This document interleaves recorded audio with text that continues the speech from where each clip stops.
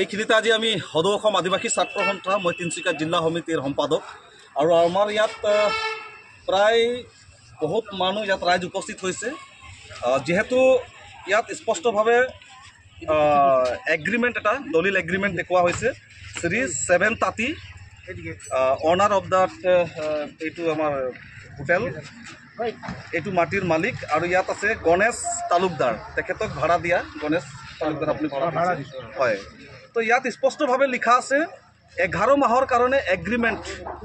11 মাহৰ কাৰণে কমসে কম 4-5 বছৰৰ এগ্ৰিমেণ্ট লেটাৰ ইয়াত আছে আপুনি গণেশ তালুকদাৰক আপুনি ভাড়া দিছিলে আৰু আপুনি মাহেকত 8,000 টকাকে ভাড়া পায় হয়নে কিন্তু এতিয়া শুনা পাইছোঁ কোনোবা এজন থাৰ্ড পাৰ্টি ওলাই আৰু কৈছে যে এই মাটিটো মই কিনিছোঁ ইয়াৰ ওপৰত তদন্তৰ কৰা হ'ব আদিবাসী ছাত্ৰ সন্থা তিনিচুকীয়া জিলা সমিতি মাৰ্ঘেৰিটা আঞ্চলিক সমিতি আৰু লিডু চাহ বাগিচাৰ ৰাইজৰ তৰফৰ পৰা ইয়াৰ ওপৰত তদন্তৰ হ'ব মাটিটো কোনে কিনিছে কিন্তু আমি যিমান দূৰ দেখিবলৈ পাইছোঁ এইখন ধাবা গণেশ তালুকদাৰে চলায় আৰু এই ধাবা হয় এইটো অবৈধ চুলাই মদৰ ঘাটি ভাটি হয় এইটো প্ৰথম কথা এইটো চুলাই মদৰ ঘাটি ভাটি সেইটো প্ৰথমে বন্ধ হ'ব লাগে স্পষ্ট কথা ইয়াৰ আগত আমি বহুতবাৰ কাজিয়া হৈছিলে থানা পুলিচো হৈছে এই অবৈধ চুলাই মদৰ ঘাটি ভাটিৰ কাৰণে বহুতবাৰ কাজিয়া হৈছে আৰু এতিয়া ইয়াত এটা ডকুমেণ্ট স্পষ্টভাৱে ইয়াত লিখা আছে ইয়াত স্পষ্ট ক্লিয়াৰলি লিখা আছে ইয়াত চাইনো কৰিছে মাটি বিক্ৰী কৰা এই মাটিটো